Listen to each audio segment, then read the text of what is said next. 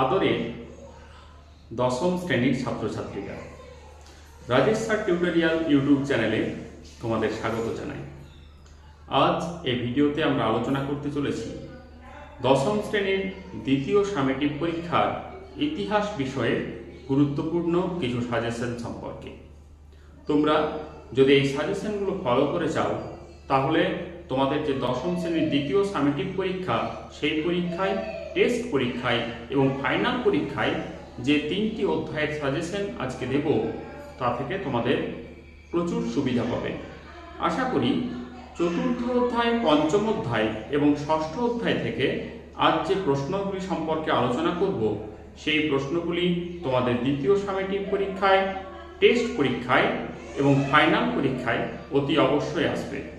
সেই সঙ্গে আমরা এই ভিডিওতে আলোচনা করব এই বছর যারা মাধ্যমিক পরীক্ষা দেবে 2026 সালে তাদের ইতিহাসের যে 8 নম্বরের প্রশ্নটি আসবে সেই প্রশ্নটি সম্পর্কেও। তাহলে তোমরা ভিডিওটি শেষ পর্যন্ত দেখবে। যদি ভালো লেগে থাকে তাহলে একটা লাইক দেবে, বন্ধুদের মধ্যে শেয়ার করবে, আর হ্যাঁ, অবশ্যই রাজেশ স্যার টিউটোরিয়াল এই চ্যানেলটি তোমরা সাবস্ক্রাইব করে রাখবে। তাহলে শুরু করা যাক। প্রথমেই আসবে তোমাদের ইতিহাসের চতুর্থ অধ্যায়, যার নাম সংঘবদ্ধতার গড়ার কথা, বৈশিষ্ট্য ও বিশ্লেষণ। এখান থেকে যে 2 নম্বরের প্রশ্নগুলি তোমরা করবে সেগুলি হলো গগনেন্দ্রনাথ ঠাকুর কিভাবে ঔপনিবেশিক সমাজের সমালোচনা করেছিলেন। দ্বিতীয় প্রশ্ন, ঊনবিংশ শতাব্দীর দ্বিতীয়ার্ধে সভা সমিতির যুগ বলা হয় কেন। তৃতীয় প্রশ্ন, ইলবার্ট বিল বিতর্ক কি। এরপর মঙ্গল পাণ্ডে স্মরণীয় কেন। পঞ্চম প্রশ্ন, হিন্দু মেলা প্রতিষ্ঠার 2টি উদ্দেশ্য লিখো। এরপর প্রশ্ন, 1857 খ্রিস্টাব্দের বিদ্রোহকে কারা কেন ভারতের প্রথম স্বাধীনতা সংগ্রাম বলে অভিহিত করেছেন। 7 নম্বরের প্রশ্ন, মহাবিদ্রোহে হিন্দু মুসলিম ঐক্যের 2টি প্রমাণ দাও। এরপর 19 শতকের জাতীয়তাবাদ উন্মেষে ভারত মাতা চিত্রটি কিরূপ অবদান ছিল। 10ম প্রশ্ন, এই অধ্যায়ের 2 নম্বরের শেষ প্রশ্ন হচ্ছে জমিদার সভা প্রতিষ্ঠার উদ্দেশ্য কি ছিল। তোমরা 2 নম্বরের এই প্রশ্নগুলি করে যাবে। এরপর হচ্ছে 4 নম্বরের প্রশ্ন। 4 নম্বরের যে প্রশ্নগুলি করবে সেগুলি হচ্ছে জাতীয়তাবাদের উন্মেষে স্বামী বিবেকানন্দের বর্তমান ভারত উপন্যাসটির গুরুত্ব কি ছিল। দ্বিতীয়, 1857 খ্রিস্টাব্দের মহাবিদ্রোহে শিক্ষিত বাঙালি সমাজের ভূমিকা কি ছিল। এর পরের প্রশ্ন, ভারতীয় জাতীয়তাবাদের বিকাশে আনন্দমঠ উপন্যাসের অবদান কি ছিল। চতুর্থ প্রশ্ন, টিকা লেখো মহারানীর ঘোষণাপত্র। পঞ্চম প্রশ্ন, ভারত সভা কবে, কাদের উদ্যোগে প্রতিষ্ঠিত হয়েছিল, এর উদ্দেশ্য কি ছিল। 6 নম্বর প্রশ্ন, হিন্দু মেলা কে কবে প্রতিষ্ঠা করেন, এর উদ্দেশ্য কি ছিল। এই প্রসঙ্গ বলে দিয়ে ভারত সভা, হিন্দু মেলা এবং মহারানীর ঘোষণাপত্র, এই প্রশ্নগুলি কিন্তু 2 নম্বরেও আসতে পারে। তোমরা আনন্দমঠ প্রশ্নোত্তরটি ভালোভাবে করবে, এটা আবার 8 নম্বরের সঙ্গেও চলে আসতে পারে।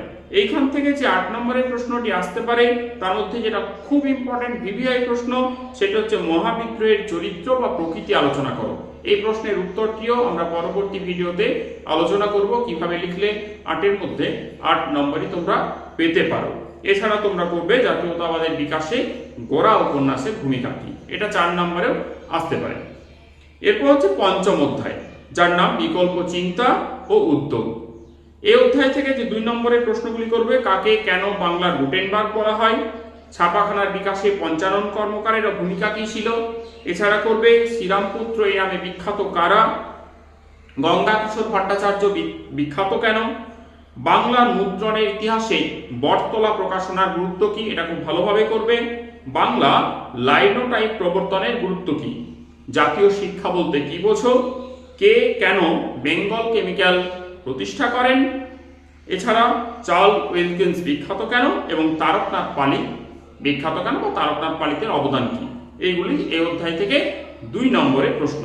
4 নম্বরের যে প্রশ্নগুলি করবে সেগুলি হচ্ছে, প্রথম প্রশ্ন, ছাপা বইয়ের সঙ্গে শিক্ষা বিস্তারের সম্পর্ক আলোচনা করো। দ্বিতীয় প্রশ্ন, কারিগরি শিক্ষার বিকাশে বেঙ্গল টেকনিক্যাল ইনস্টিটিউট কি ভূমিকা নিয়েছিল। তৃতীয় প্রশ্ন, বিজ্ঞান শিক্ষার বিকাশে বসু বিজ্ঞান মন্দিরের অবদান আলোচনা করো।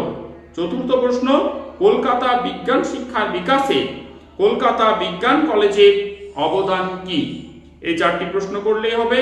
এখান থেকে যে 8 নম্বরের প্রশ্নটি আছে সেটিও ভিভিআই প্রশ্ন, এবং আমি দায়িত্ব নিয়ে বলছি এই প্রশ্নটি যদিও দ্বিতীয় সামেটিক পরীক্ষা বিভিন্ন স্কুল থেকে প্রশ্ন করে, সুতরাং বিভিন্ন স্কুলের শিক্ষকদের চিন্তা ভাবনার উপর তোমাদের প্রশ্নপত্র কেমন হবে তা নির্ভর করে থাকে, কিন্তু তা সত্ত্বেও আমি বলছি বিভিন্ন স্কুলে এই প্রশ্নটি অবশ্যই আসবে, এবং 2026 মাধ্যমিকের এই প্রশ্নটি তোমাদের আসতে চলেছে। সেটি হলো, মানুষ, প্রকৃতি ও শিক্ষার সমন্বয় বিষয়ে রবীন্দ্রনাথের চিন্তার সংক্ষিপ্ত পরিচয় দাও। এই প্রশ্নের উত্তরটিও আমরা ভিডিওতে আলোচনা করব। এই অধ্যায় থেকে একটি আমি প্রশ্ন দিলাম তোমাদের, 8 নম্বরের এই প্রশ্নটি করবে, আশা করি আসবে। এর পরের অধ্যায় ষষ্ঠ অধ্যায়। ষষ্ঠ অধ্যায়ের নাম 20 শতকের ভারতে কৃষক, শ্রমিক ও বামপন্থী আন্দোলন, বৈশিষ্ট্য, পর্যালোচনা। এখান থেকে 2 নম্বরের বেশ কিছু প্রশ্ন তোমাদের করতে হবে, কারণ এই অধ্যায়টি একটু বড়, এখান থেকে সাজেশন করাই খুব কষ্টের। তার মধ্যেও তোমরা যে প্রশ্নগুলি করবে, এই প্রশ্নগুলি করলে আশা করি তোমাদের পরীক্ষা খুব ভালো হবে। 100% বা তার চাইতেও বেশি কমন তোমরা এখান থেকেই পাবে। প্রথম প্রশ্ন, বঙ্গভঙ্গ বিরোধী আন্দোলনে কেন কৃষকরা অংশগ্রহণ করতে চায়নি? দ্বিতীয় প্রশ্ন, স্বদেশী ও বয়কট বলতে কি বোঝো? তৃতীয় প্রশ্ন, 3 কাঠিয়া ব্যবস্থা কি? এরপর মাদারিবাসী কে ছিলেন?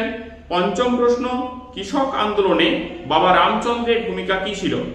ষষ্ঠ প্রশ্ন, চৌরি চৌরা ঘটনার গুরুত্ব কি? পরের প্রশ্ন, মোগলা বিদ্রোহের কারণ কি? অষ্টম প্রশ্ন, তাম্রলিপ্ত জাতীয় সরকার কি কি উদ্যোগ নিয়েছিল? এর পরের প্রশ্ন, ডান্ডি অভিযান কি? এরপর ওয়ার্কার্স অ্যান্ড প্রেজেন্টস পার্টি কেন প্রতিষ্ঠিত হয়েছিল? 11 নম্বর প্রশ্ন, নিখিল ভারত ট্রেড ইউনিয়ন কংগ্রেস প্রতিষ্ঠার উদ্দেশ্য কি ছিল? 12 নম্বর প্রশ্ন, ভারত ছাড়ো আন্দোলনে কংগ্রেস সোশ্যালিস্ট পার্টির ভূমিকা কি ছিল? 13 নম্বর প্রশ্ন, ভারতের কমিউনিস্ট পার্টিকে দ্বিজ বলা হয় কেন? মানবেন্দ্রনাথ রায় কে ছিলেন? এছাড়া 15 নম্বর প্রশ্ন তথা শেষ 2 নম্বরের প্রশ্ন, তেভাগা আন্দোলনের নাম তেভাগা হয়েছিল কেন? এই প্রশ্নগুলি তোমরা করে যাবে। এরপর হচ্ছে 4 নম্বরের প্রশ্ন। এখান থেকে যে 4 নম্বরের প্রশ্নগুলি করতে হবে তার মধ্যে একা আন্দোলন সম্পর্কে লিখো। দ্বিতীয় প্রশ্ন খুব ইম্পর্টেন্ট প্রশ্ন, মিরাট ষড়যন্ত্র মামলা। এখান থেকে বলে রাখি এই প্রশ্নটি কিন্তু 2025 সালে 2 নম্বরের একটি প্রশ্ন এসেছিল, সুতরাং এটা এলে 4 নম্বরে আসবে, না হলে আসবে না। পরের প্রশ্ন, বঙ্গভঙ্গ বিরোধী আন্দোলনের সময় শ্রমিক শ্রেণীর ভূমিকা কি ছিল? চতুর্থ প্রশ্ন, আইন অমান্য আন্দোলনে শ্রমিক শ্রেণীর ভূমিকা লিখো। পঞ্চম প্রশ্ন, কংগ্রেস সমাজতন্ত্রী দলের উদ্ভব কিভাবে হয়? ষষ্ঠ তথা শেষ প্রশ্ন, বারদৌলি সত্যাগ্রহের প্রতি জাতীয় কংগ্রেসের কিরূপ মনোভাব ছিল? এখান থেকে 8 নম্বরের আমি 4টি প্রশ্ন দিয়েছি, তার মধ্যে প্রথম প্রশ্নটি তোমরা অবশ্যই করে যাবে। আর যারা ভালো স্টুডেন্ট, যারা আশা রাখো যে ইতিহাসে আমরা একটা ভালো ফলাফল করব, ভালো ফলাফল আমাদের করতে হবে, তারা 4টি প্রশ্নই করে যাবে। প্রথম প্রশ্ন, 20 শতকে ভারতের উপনিবেশ বিরোধী আন্দোলনে বামপন্থীদের ভূমিকা আলোচনা করো। দ্বিতীয় প্রশ্ন, ভারত ছাড়ো আন্দোলনে শ্রমিকদের ভূমিকা বিশ্লেষণ করো। তৃতীয় প্রশ্ন, অহিংস অসহযোগ আন্দোলনে কৃষক শ্রেণীর ভূমিকা আলোচনা করো। চতুর্থ প্রশ্ন, ভারত ছাড়ো আন্দোলন পর্বে কৃষক আন্দোলন সম্পর্কে সংক্ষেপে আলোচনা করো।